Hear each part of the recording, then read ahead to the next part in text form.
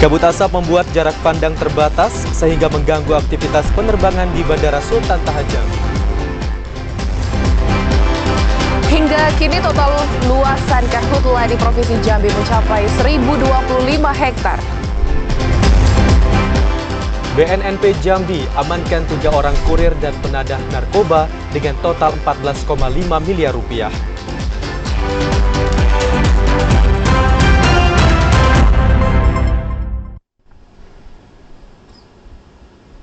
Assalamualaikum warahmatullahi wabarakatuh. Selamat sore saudara. Kami kembali menyapa Anda dalam program Jambi hari ini, edisi Kamis 5 Oktober 2023. Ya, selain 3 berita utama tadi, tim redaksi kami juga telah menyiapkan sejumlah informasi penting dan menarik lainnya untuk Anda. Bersama saya Rahmadani Putri. Dan saya Ahmad Solihin, inilah Jambi hari ini selengkapnya.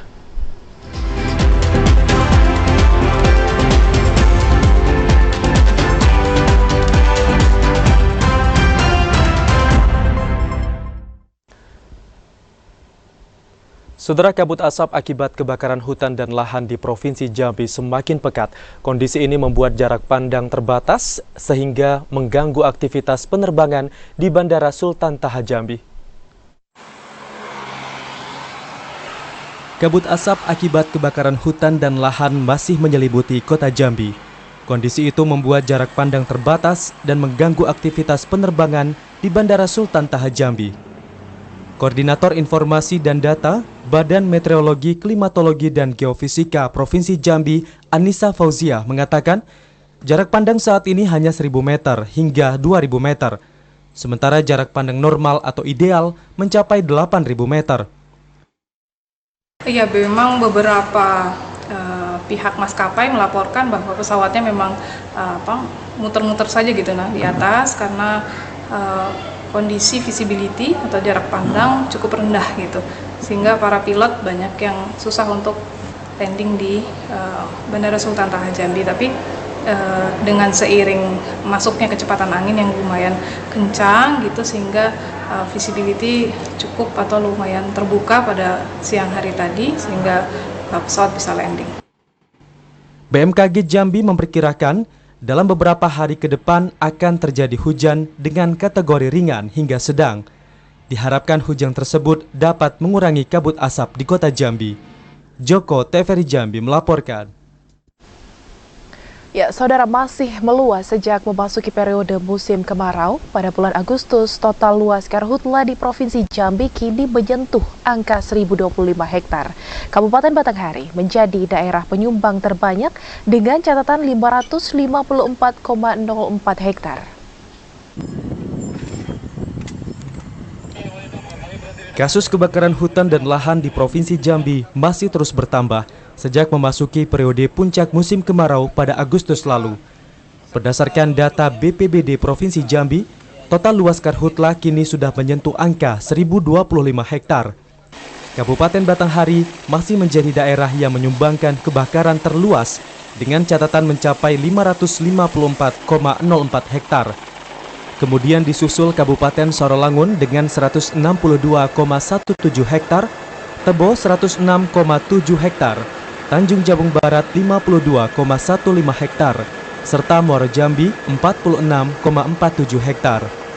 Selanjutnya diikuti Kabupaten Bungo dengan 39,6 hektar, Tanjung Jabung Timur 35,8 hektar, Merangin 24,07 hektar, dan terakhir Kota Jambi dengan catatan 4 hektar.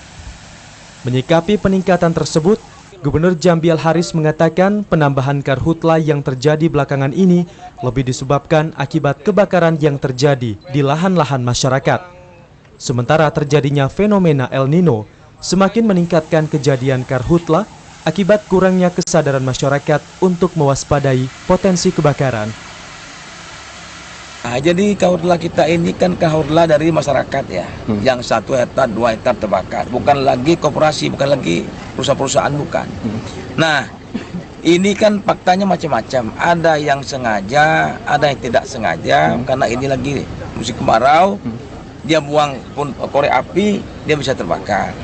Nah, tapi kalau kita jujur, kalau melihat persentasenya ke 2000 sebelumnya, ini jauh berkurang lah. Dari total 1.025 hektar karhutla hingga awal bulan Oktober, 919,67 hektar terjadi di lahan mineral, sementara 105,33 hektar lainnya terjadi di lahan gambut. Randy Arta, TVRI Jambi melaporkan. Tim Satgas Karhutla Provinsi Jambi akan melakukan teknologi modifikasi cuaca TMC atau hujan buatan. TMC akan difokuskan pada lahan gambut di 3 kabupaten di Provinsi Jambi. Pemerintah Provinsi Jambi dan tim Satgas Karhutla Provinsi Jambi menggandeng Badan Nasional Penanggulangan Bencana (BNPB) untuk melakukan teknologi modifikasi cuaca TMC atau hujan buatan. Kepala BPBD Provinsi Jambi, Bahyuni Deliansyah mengatakan, hujan buatan difokuskan pada lahan gambut di 3 kabupaten, yakni Kabupaten Muaro Jambi, Tanjung Jabung Barat, dan Tanjung Jabung Timur. Hujan buatan akan dilakukan hingga 7 Oktober 2023 mendatang. Diharapkan hujan buatan tersebut berhasil dan dapat mengurangi kabut asap di Provinsi Jambi.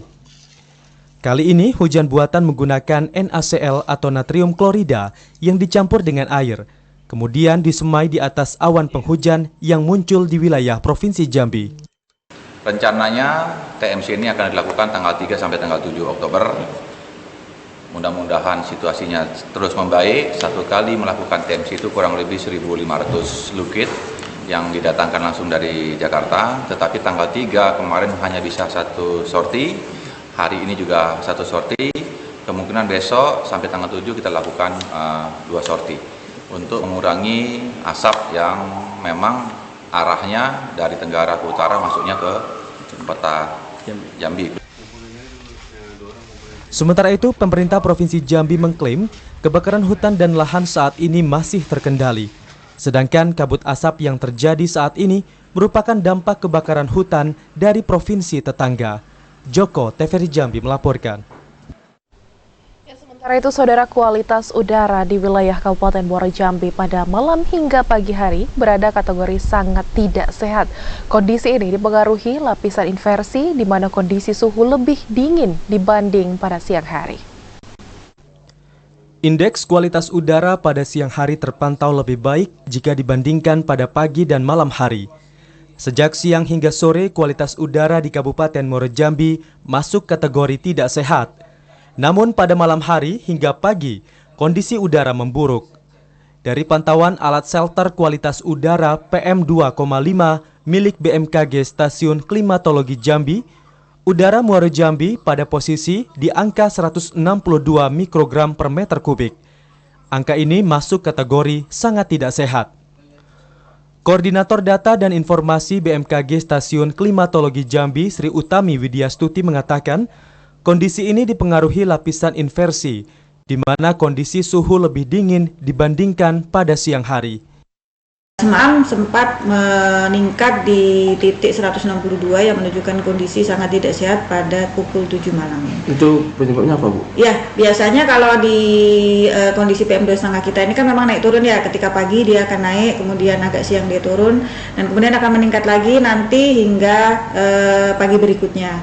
Kondisi itu dipengaruhi oleh titik hotspot. Titik hotspot kita pagi ini update pagi tadi di Muaro Jambi ada 2 titik di Bahar Utara. Di samping itu juga karena ada kebakaran hutan di provinsi sebelah ya, di Sumatera Selatan, itu juga menyebabkan dampak kabut asap smog yang menyelimuti Muaro Jambi. Azam Afnan, TVRI Jambi melaporkan.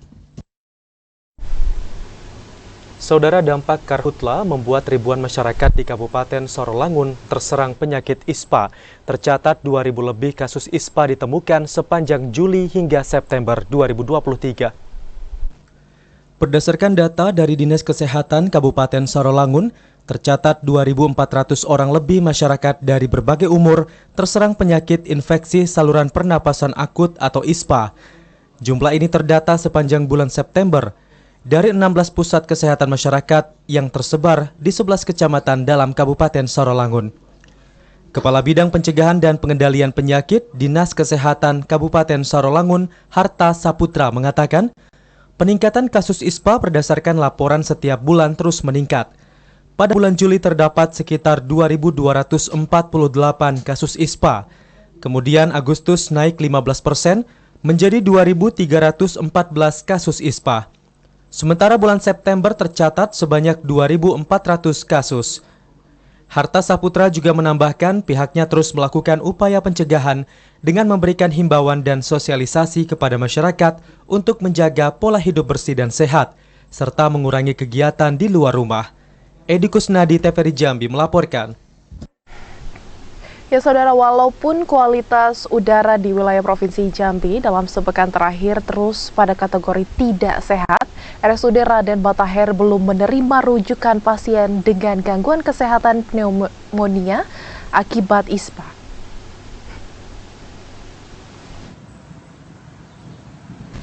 Walaupun wilayah Provinsi Jambi dalam sepekan terakhir terus diselimuti kabut asap akibat dari karhutla yang berdampak pada kualitas udara di daerah masuk pada kategori yang tidak sehat. Di Rumah Sakit Umum Daerah Raden Matahir Jambi sejauh ini belum menerima rujukan pasien dengan gangguan kesehatan pneumonia berat akibat inspeksi saluran pernafasan yang membutuhkan penanganan khusus.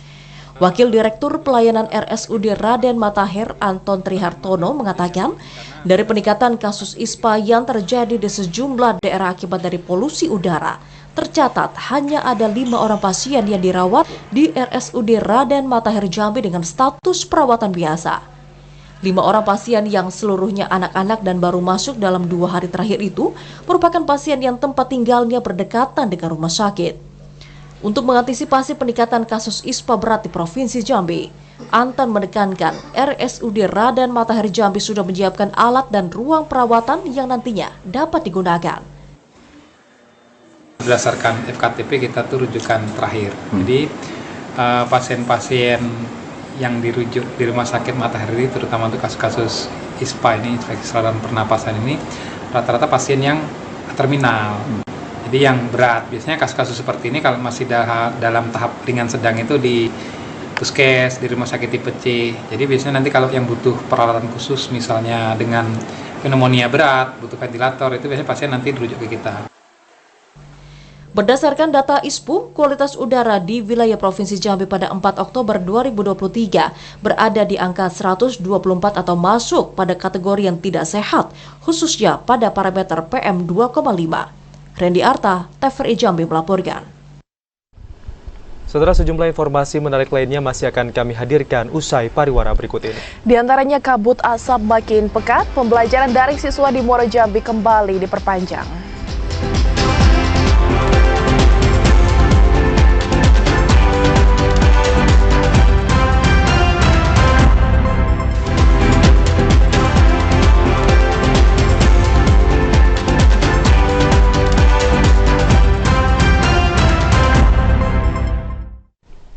Anda kembali bergabung bersama kami di Jambi hari ini. Saudara, kualitas udara masih dalam kategori tidak sehat berdasarkan data ISPU. Gubernur Jambi Haris memutuskan untuk memperpanjang masa pembelajaran daring bagi siswa-siswi SMK, SMA, dan SLB seprovinsi Jambi.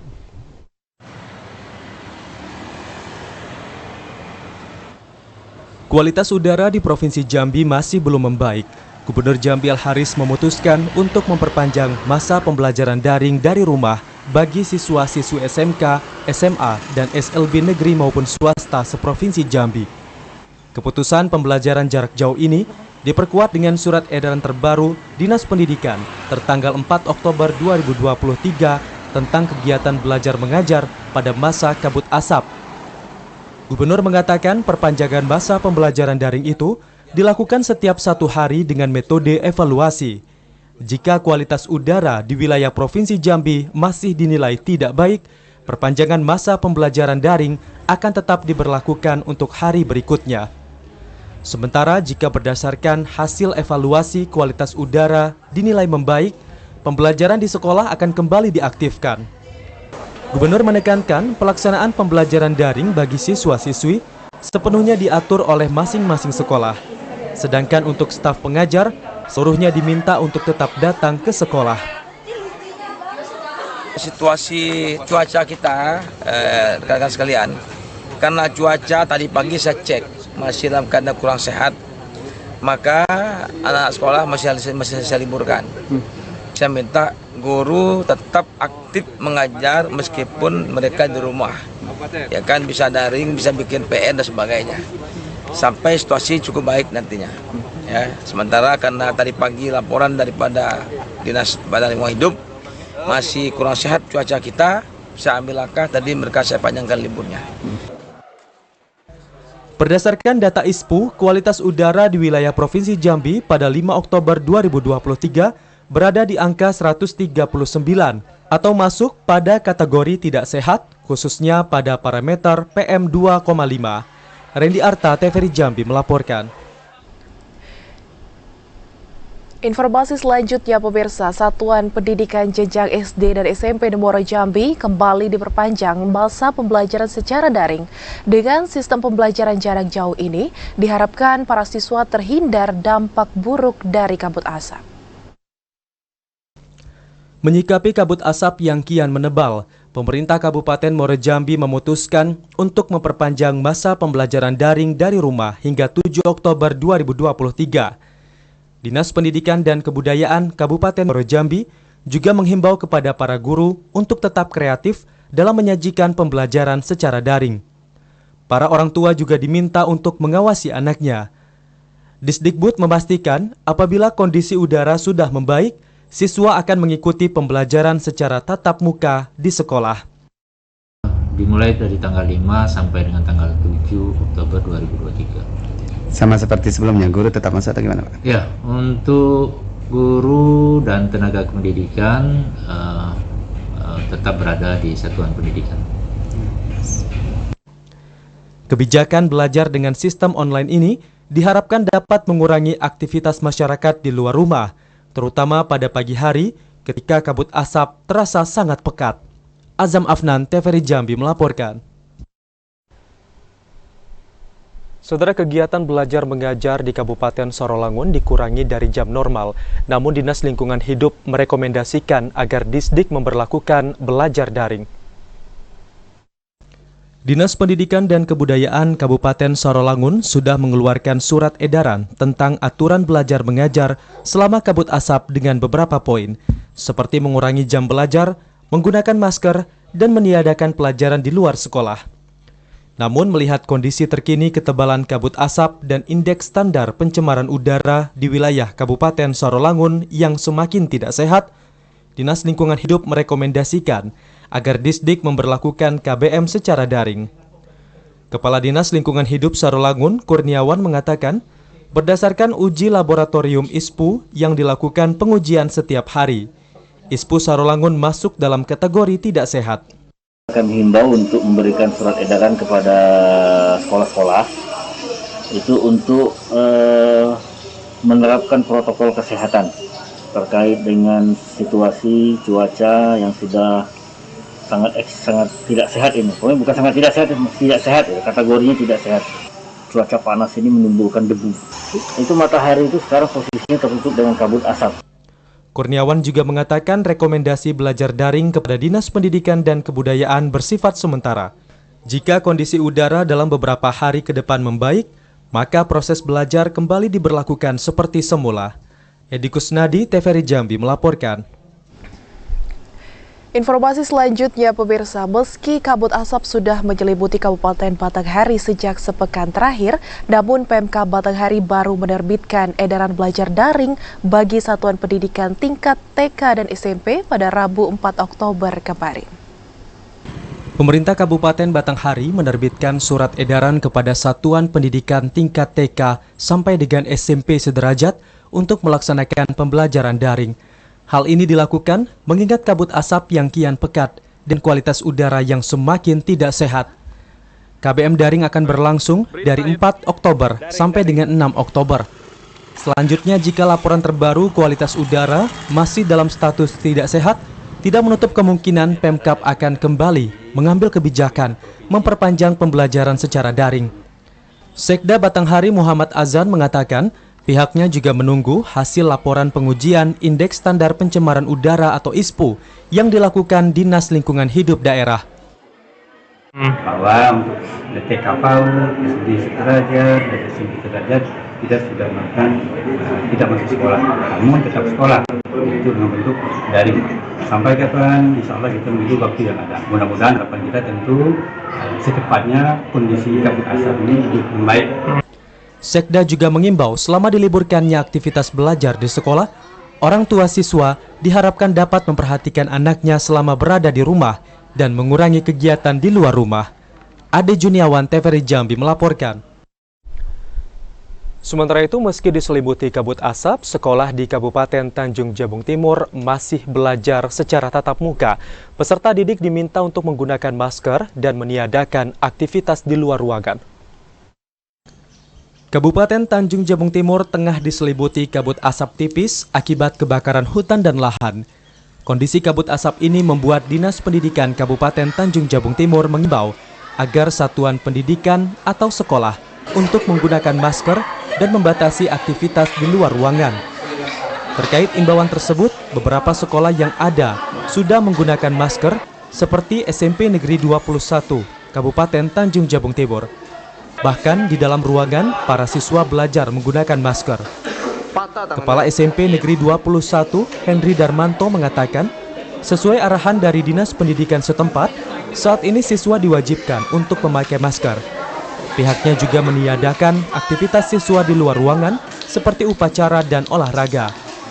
Sekolah juga melakukan penyesuaian jam mata pelajaran, pulang sekolah dipercepat 1 jam dari biasanya. Belajar masih seperti biasa, cuman aktivitas belajar di luar seperti olahraga dan sebagainya itu ditiadakan dulu, jadi banyak di ruangan. Kemudian kami juga menganjurkan kepada anak siswa yang itu harus pakai masker karena situasi asap di Tanjung Timur ini masih dalam baik, belum sampai 100. Jadi kami belum ada daring, masih tetap belajar. Saat ini pihak sekolah belum menerapkan pembelajaran daring atau dari rumah karena kualitas udara masih dalam kategori sedang. Jika kualitas udara di Tanjung Jabung Timur semakin memburuk dan harus sekolah daring, pihak sekolah juga mengaku sudah siap. Cliva Patria, TVRI Jambi melaporkan. Informasi selanjutnya, pemirsa, Dinas Pendidikan dan Kebudayaan Kabupaten Merangin kembali menerapkan proses belajar tatap muka. KBM tatap muka diberlakukan karena kondisi udara sudah dianggap membaik. Jenjang sekolah PAUD hingga SMP di Merangin hari ini mulai menggelar pembelajaran tatap muka.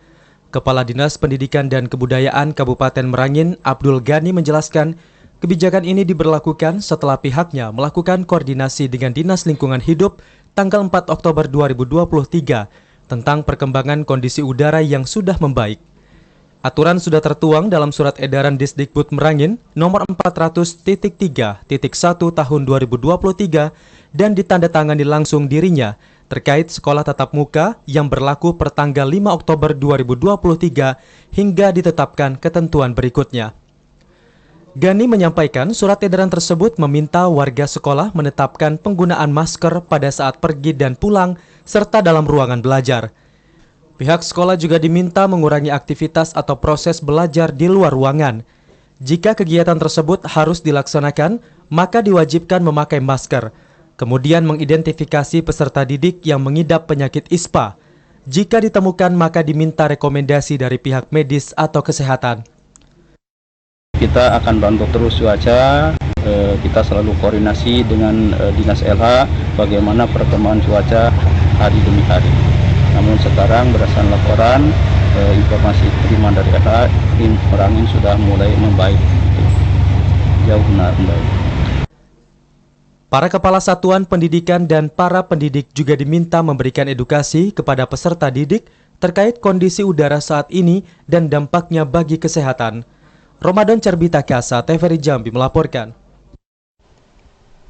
Beralih ke informasi lain, saudara, pada momentum hari ulang tahun ke-78 TNI dan Rem 042 Garuda Putih Jambi mengajak satuan TNI untuk menjadi patroli NKRI dan mengawal demokrasi untuk Indonesia maju.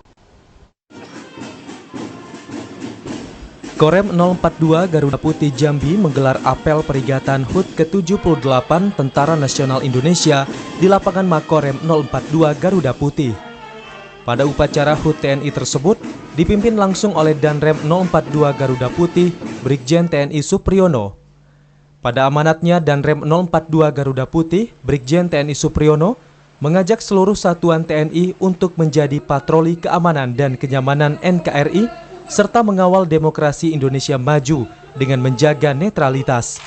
Hal ini dilakukan agar persatuan dan kesatuan negara Republik Indonesia tetap terjaga. Rekan-rekan sekalian, hari ini kita merayakan hari ulang tahun ke-78 Tentara Nasional Indonesia, tepatnya tanggal 5 Oktober 2023. Usia yang 78 tentunya sudah banyak asam garam yang telah ditemukan, telah dimiliki TNI dalam mengawal dan berjuang bersama rakyat mencapai negara yang adil makmur. Pada kegiatan HUT TNI ke-78 ini, turut dimeriahkan dengan atraksi barongsai dan keahlian bela diri oleh Satuan Raider Kesatria Jaya. Asyar TVRI Jambi melaporkan.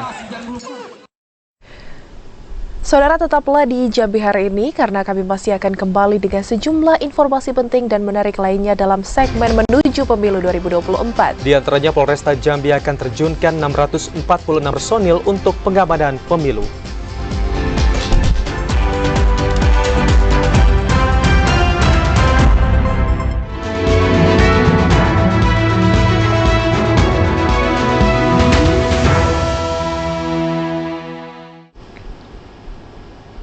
Terima kasih Anda masih setia menyaksikan Jambi hari ini dalam segmen Menuju Pemilu 2024.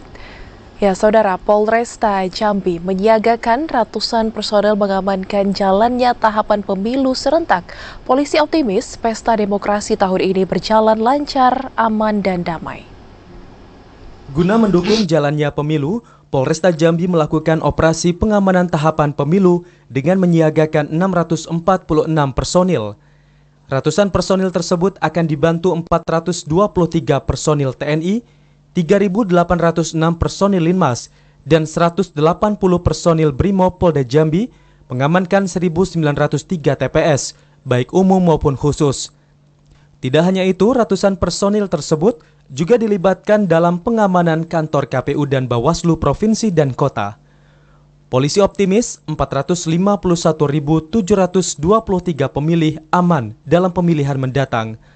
Polisi yakin dengan operasi Mantap Brata, pesta demokrasi akan berjalan aman dan damai. Polresta melaksanakan pengamanan terkait pemilu berdasarkan STR daripada Mabes Polri, di mana itu ada 4 pola pengamanan, yaitu TPS aman, TPS rawan, TPS sangat rawan, dan TPS khusus. Meski demikian, masyarakat yang memilih dan para calon juga diminta mendukung keamanan dalam jalannya proses pemilu serentak mendatang. Ari Haryono, TVRI Jambi melaporkan. Salah satu anggota DPRD aktif Kabupaten Tanjung Jabung Timur akan segera dilakukan pergantian antar waktu atau PAW karena pindah partai. Hal ini sesuai dengan peraturan KPU nomor 10 tahun 2023. 131 hari menjelang hari pemungutan suara, KPU Tanjung Jabung Timur diminta mempercepat proses pergantian antar waktu atau PAW anggota fraksi PAN DPRD Kabupaten Tanjung Jabung Timur, Agus, untuk digantikan dengan peraih suara terbanyak kedua daerah pemilihan 2 Nur Hikmah. Komisioner KPU Tanjung Jabung Timur Nurwansyah mengatakan pihaknya telah menerima surat dari DPRD untuk menindaklanjuti proses PAW. Nama anggota yang akan di PAW adalah Agus yang tidak bisa melanjutkan tugas karena pindah partai dari PAN ke Nasdem untuk mencalonkan diri kembali. Hal tersebut diatur dalam pasal 16 Peraturan KPU nomor 10 tahun 2023. Proses PAW dilakukan atas usulan internal partai ke DPRD. Kemudian DPRD menggelar paripurna untuk memutuskan usulan dari partai yang anggotanya akan di PAW. Surat usulan PAW harus diketahui oleh kedua belah pihak DPP partai politik yang bersangkutan. Dalam waktu dekat, KPU akan segera memanggil Agus selaku anggota DPRD aktif untuk diklarifikasi dan Nur Hikmah selaku calon PAW untuk dimintai kesediaan menjadi anggota DPRD Kabupaten Tanjung Jabung Timur. Sementara untuk berkas DCT Agus, pihak KPU menyebut tidak akan mempengaruhi dalam proses PAW ini. Dewannya juga KPU dalam hal ini sudah menerima surat usulan PAW-nya dari PAN, dari pihak DPR-nya sudah bersurat juga ke KPU, sedang kita proses suratnya. KPU berharap proses PAW dapat berjalan lancar dan aman sebagaimana mestinya agar tidak sampai berlarut-larut. Kliva Patria, TVRI Jambi melaporkan. Kita beralih ke informasi selanjutnya, pemirsa. KPU Kota Jambi telah menerima dokumen pencermatan parpol untuk daftar calon tetap bacalek. Ada 17 parpol yang melakukan perubahan dan 22 caleg DPRD Kota Jambi yang diganti. KPU Kota Jambi telah menerima dokumen hasil pencermatan partai politik untuk bakal calon legislatif DPRD Kota Jambi.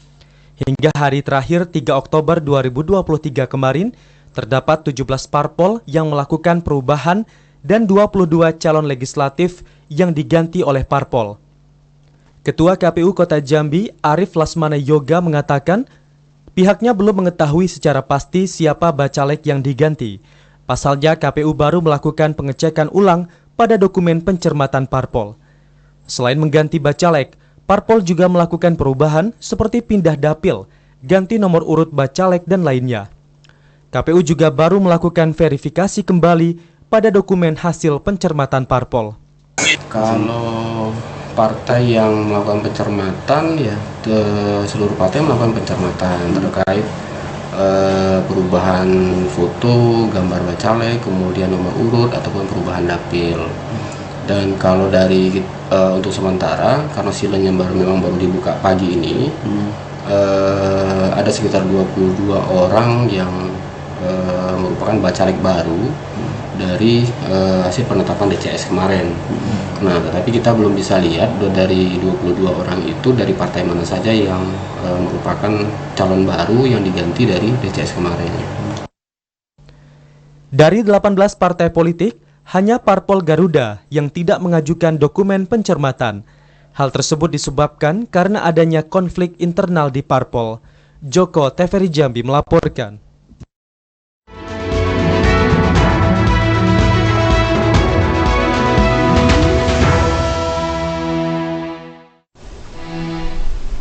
Saudara, sejumlah informasi menarik lainnya masih akan kami hadirkan usai pariwara berikut ini. Ya, diantaranya mantan Gubernur Jambi Zumi Zola akui adanya permintaan uang untuk pengesahan RAPBD Jambi tahun 2017.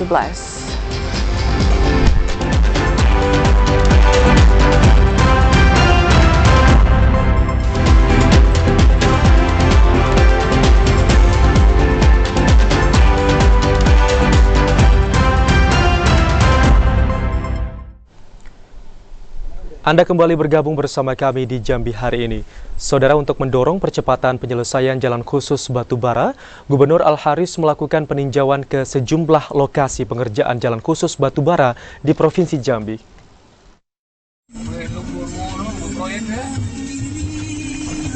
Bersama sejumlah OPD terkait, Gubernur Jambi Al-Haris melakukan peninjauan ke sejumlah lokasi pengerjaan jalan khusus Batubara di Provinsi Jambi. Dimulai dari peninjauan pengerjaan jalan khusus yang dilakukan oleh PT Sinar Anugrah Sukses di Desa Dusun Mudo, Kabupaten Muaro Jambi.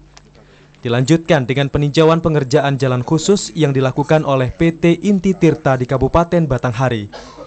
Gubernur mengatakan pengerjaan jalan khusus yang dilakukan 3 investor seluruhnya sudah berprogres positif. Pemprov Jambi akan terus mendorong pengerjaan jalan tersebut untuk segera selesai dan menjadi solusi persoalan pengangkutan batu bara. Sementara progres pengerjaan PT Inti Tirta dinilai sangat baik dan sudah hampir menyelesaikan jalur dari Desa Tenam menuju Kelurahan Durian Luncu, Kabupaten Batin 24, Batanghari. Gubernur menekankan Pemprov akan membantu pihak investor untuk mempermudah proses pembebasan lahan yang sejauh ini masih menjadi kendala di beberapa lokasi. Batubara dari Sarolangun, dari Maliangin nanti bisa lewat di sini jalurnya. Ya, hanya saja kendalanya kita masih ada lahan yang belum dibebaskan, itu milik 2 orang. Nah, artinya dari yang tadi kita pertama tadi mampir itu hanya tinggal 3 kilo lagi. Nanti saya akan coba bantu beliau ini manggil 2 orang itu untuk mereka kalau bisa membantu kita memberikan lahannya kepada beliau ini dengan kompensasi apalah. Ditargetkan jalan khusus batubara yang menghubungkan Kelurahan Durian Luncuk menuju Desa Tenam yang dikerjakan PT Inti Tirta dengan total lahan seluas 101 hektar dapat digunakan di awal tahun 2024. Redi Arta, TVRI Jambi melaporkan. Ya, saudara, polisi lakukan olah TKP di lokasi kebakaran gudang di Sungai Saren, Kelurahan Bram Itam Kiri, Kecamatan Bram Itam, Kabupaten Tanjung Jabung Barat. Pasca kebakaran gudang yang terjadi pada Selasa malam 3 Oktober 2023 di Desa Sungai Saren, Tanjung Jabung Barat, Kasat Reskrim Polres Tanjung Jabung Barat, Ibtu Anthony Brown mengatakan, tim Inafis Polres Tanjung Jabung Barat sedang melakukan olah TKP di lokasi. Dari hasil olah TKP, tim mengamankan sejumlah barang bukti seperti alat-alat listrik, saklar dan kabel yang hangus terbakar. Kemudian tempurung kelapa, tetmon, mesin alkon, tabung gas, serta drum yang diduga berisikan resin untuk pembuatan fiber atau pelapis kapal. Dari isu yang beredar, gudang tersebut menjadi tempat penampungan minyak BBM ilegal. Namun pihak Polres masih mencari kebenaran dengan mencari keterangan lebih lanjut. Untuk kegiatan yang kita lakukan sekarang adalah melaksanakan olah TKP dari unit identifikasi Polres Tanjung Jabung Barat. Jadi di sini kami Satreskrim melakukan olah TKP seperti yang kita lihat di belakang. Kejadian kebakaran ini pada malam hari sekitar pukul 21:45 yang berada di wilayah Desa Sungai Saren. Jadi pada malam hari kita lakukan pemadaman untuk api. Kita berhasil padamkan sekitar pukul jam 12 malam lewat. Tapi kita lakukan olah TKP-nya tuh setelah pendinginan. Jadi pada hari ini kita baru bisa melakukan masuk ke lokasi setelah TKP dingin. Dan dugaan sementara penyebab kebakaran berasal dari hubungan arus pendek atau korsleting listrik. Didi Haryadi, TVRI Jambi melaporkan. Untuk memulihkan kawasan hutan yang terbakar, sebanyak 3.000 pohon berbagai macam jenis ditanam di bekas lahan terbakar yang masuk di wilayah konsesi PT Alam Bukit 30. Jajaran TNI Polri, Pemda, unsur terkait dan PT Alam Bukit 30 melakukan penanaman pohon di bekas lahan yang terbakar di wilayah konsesi Alam Bukit 30 Desa Pemayung, Kecamatan Sumai, Kabupaten Tebo. 3.000 pohon ditanam di lahan bekas terbakar. Pohon yang ditanam diantaranya durian, duku, pete, rambutan, jengkol, dan bibit pohon lainnya. Koordinator Perencanaan Hutan dan Monitoring PT ABT M. Royhan mengatakan pihaknya bersama jajaran TNI dan Pemda secara bertahap akan terus menanam dalam rangka pemulihan hutan di konsesi wilayah PT ABT yang terbakar seluas 60 hektar. Penanaman di lahan bekas terbakar, kebakaran yang terjadi tahun 2023 di bulan September ini merupakan bekas sebelum terbakar itu bekas pembukaan atau perambahan, kurang lebih luasnya sekitar 26 hektar yang kami petakan delinasi. Ini hanya di bagian sini saja, sebenarnya yang lain itu mungkin lebih daripada itu. Sementara itu, usai melakukan penanaman, jajaran TNI Polri dan Pemda maupun pihak ABT dihadang warga RT 10 Desa Pemayung. Penghadangan dilakukan karena warga menolak penanaman yang dilakukan PT ABT. Pihak TNI Polri dan pemerintah mengajak warga duduk bersama dan berdiskusi. Ada beberapa poin yang disampaikan, di antaranya kejelasan status lahan yang sudah terlanjur digarap wilayah konsesi PT ABT. Intizam, TVRI Jambi melaporkan. Kita beralih ke informasi selanjutnya, pemirsa. BNN Provinsi Jambi amankan sabu dan ekstasi senilai 14,5 miliar rupiah. 3 orang diamankan petugas, mulai dari kurir hingga penadah barang haram tersebut. Asril, warga Kelurahan Tungkal 3, Kecamatan Tungkal Ilir, Kabupaten Tanjung Jabung Barat, Provinsi Jambi, tidak berkutik saat petugas BNN Provinsi Jambi menghentikan mobilnya di Desa Sungai Paur, Kabupaten Batanghari.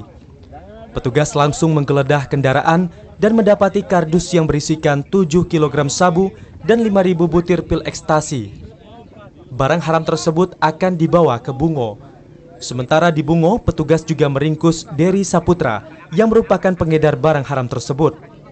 Selain Dery, hasil pengembangan terhadap Asril, barang haram tersebut sempat sebagian diserahkan ke Sukardi di kawasan eks lokalisasi Pucuk, Kota Jambi. Sekitar 3 kg sabu diamankan dari Sukardi yang merupakan warga Sumsel. Dari hasil pemeriksaan sementara, barang haram 10 kg sabu dan 5.000 butir pil ekstasi akan diedarkan di Provinsi Sumatera Selatan dan Jambi. Sukardi dan Asril dijanjikan upah senilai 50 juta rupiah jika berhasil menyelundupkan narkoba asal Aceh tersebut. Sementara petugas masih menyelidiki pengendali penyelundupan narkoba tersebut. Syukur alhamdulillah ya, pada Narkotika Nasional Provinsi Jambi, khususnya Kabid Berantas dan seluruh tim ya telah berhasil mengungkap ya kasus narkotika yang tentunya ini paling besar karena barang buktinya bruto 10 kg sabu dan 1 bungkus ekstasi sebanyak 5.000 butir. Untuk proses penyelidikan, para pelaku ditahan di rutan BNNP Jambi. Para pelaku akan dikenakan Undang-Undang Narkoba dengan ancaman penjara hingga seumur hidup. Ari Haryono, TVRI Jambi melaporkan. Mantan Gubernur Jambi Zumi Zola mengakui adanya permintaan sejumlah uang untuk pengesahan RAPBD Jambi. Pengakuan itu disampaikan saat menghadiri persidangan terdakwa Kusnindar, terdakwa kasus dugaan korupsi pengesahan RAPBD Jambi tahun 2017. Sidang lanjutan kasus dugaan korupsi pengesahan RAPBD Jambi tahun 2017 untuk terdakwa Kusnandar, mantan anggota DPRD Provinsi Jambi tahun 2014 hingga 2019, kembali dipersidangkan di Pengadilan Negeri Jambi. Sidang lanjutan beragendakan pemeriksaan saksi yang dihadirkan Jaksa Penuntut Umum Komisi Pemberantasan Korupsi di dalam persidangan. 7 orang saksi dihadirkan KPK. Selain memeriksa mantan Gubernur Jambi Zumi Zola, jaksa turut memeriksa sejumlah mantan anggota dewan lainnya, di antaranya El Helwi, Nasri Umar, Supardi Nurzen, Budiyako, Eka Marlina Karyani.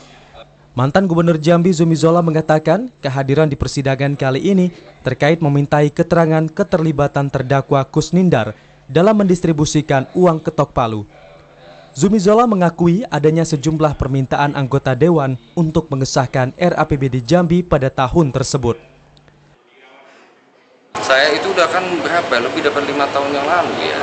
Jadi kalau karena kan kasus ini sudah ingkrah, ya, fakta-faktanya itu sudah jelas, lebih jelas atau lebih terperinci daripada otak saya, ya kan. Ya, tentu mungkin hakim, jaksa dan juga terdakwa dan pengacaranya pengen tahu yang data yang detail. Gitu. Saya takut nanti salah. Ya, dan itu kan patokannya pada tadi putusan dan juga pada BAP. Gitu. Sementara itu, terdakwa Kusnindar didakwa Jaksa Penuntut Umum dengan pasal 12A dan pasal 11 Undang-Undang Nomor 31 Tahun 1999 tentang pemberantasan tindak pidana korupsi, sebagaimana diubah dengan Undang-Undang Nomor 20 Tahun 2001 tentang pemberantasan tindak pidana korupsi, Junto Pasal 54 Ayat 1 ke 1 KUHP. Asyar TVRI Jambi melaporkan. Kita beralih ke informasi selanjutnya pemirsa. Jelang pelaksanaan yang akan bergulir pada 27 Oktober mendatang, Sekretariat STKH ke-27 Provinsi Jambi mengklaim kesiapan pelaksanaan acara tingkat nasional tersebut sudah mencapai 75%. Mendekati hari H pelaksanaan seleksi tilawatil Quran dan Musabaqah Al-Hadis ke-27 yang akan dilaksanakan pada tanggal 27 Oktober mendatang. Kepala Biro Kesejahteraan Rakyat Setda Provinsi Jambi Sulaiman yang bertugas sebagai Ketua Tim Sekretariat STQH mengatakan, kesiapan sudah memasuki 75%, termasuk pada pembangunan venue acara yang diklaim sudah diselesai. Venue tersebut bahkan sudah sesuai standar dan dikategorikan siap untuk pelaksanaan STQH setelah ditinjau langsung oleh berbagai kementerian, mulai dari Kementerian Agama hingga Kemenko PMK. Sulaiman menjelaskan sedang memantangkan persiapan IT yang tupoksinya berada pada Kementerian Agama, serta pematangan tahapan pembedahan venue yang nantinya dikerjakan oleh tim event organizer setelah finishing pembangunan rampung. Sulaiman optimis penyelenggaraan STQH tingkat nasional di Provinsi Jambi akan berlangsung sukses karena telah melalui tahapan yang sesuai dengan perencanaan. Untuk tahapan sekarang itu sudah berjalan. Contoh saja untuk penyu. Penyu itu tempatnya sudah siap dan sudah ditinjau oleh berbagai kementerian, unsur kementerian dari pusat, dari Menteri Perhubungan, Menko PMK, Kementerian Agama, dan unsur Dijen maupun Ijen, staf-staf dari Kementerian Agama sudah meninjau penyu. Insya Allah itu sudah sesuai standar semua dan sudah dikategorikan siap untuk melaksanakan STQ tersebut. Diperkirakan akan ada 2.000 orang yang datang ke Provinsi Jambi untuk mengikuti pelaksanaan STQH ke-27. Jumlah tersebut termasuk peserta, ofisial hingga tamu undangan dan juga tamu kehormatan. Redi Arta, TVRI Jambi melaporkan.